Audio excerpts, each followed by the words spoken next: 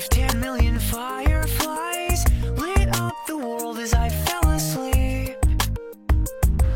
Lorsque vous rencontrez des gens, si vous voulez une idée de questions à poser à une personne que vous rencontrez et avec qui vous discutez, posez-lui la question: qu'est-ce qui vous fait vibrer en ce moment ou dans la vie?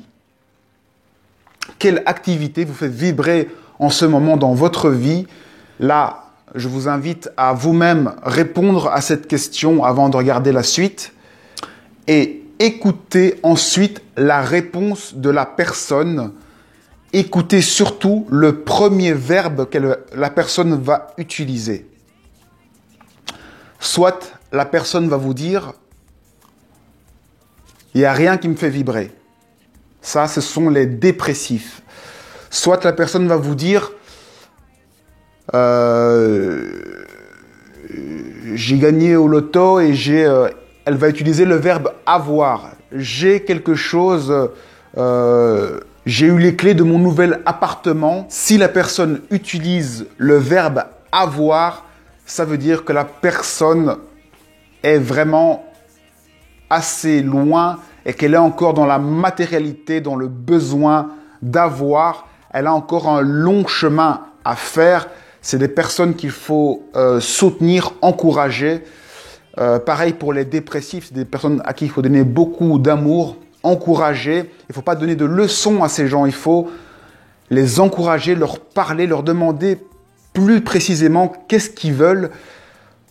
Alors ici, on va continuer. Si la personne vous dit qu'elle fait des choses, donc si elle utilise le verbe faire, je fais de la danse par exemple, eh bien si elle fait quelque chose, elle est déjà en mouvement, elle vibre par quelque chose qui la met en mouvement, c'est déjà quelque chose qui est un pas plus loin, c'est une personne qui se cherche dans la vie et qui commence déjà à faire des choses. C'est plus ou moins là où elle en est dans sa tête. Et ensuite, il y a ceux qui vont vous dire qu'ils sont juste là et qu'ils sont bien. Donc, ils vont utiliser le verbe être. Ben, je suis là et je suis bien, tout va bien. Qu'est-ce qui te fait vibrer? Bien, moi-même.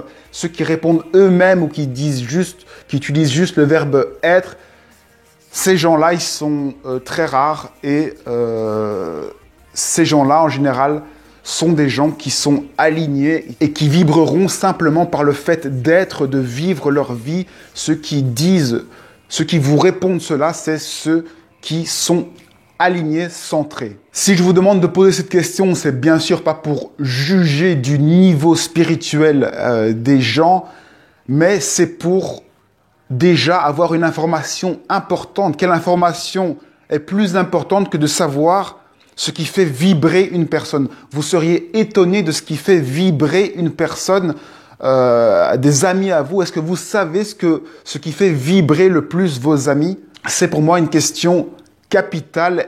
Et la réponse à cette question et ce que suscite cette question, la simple question, peut bouleverser des gens et entraîner une conversation très intéressante sur ce que chacun vit en ce moment.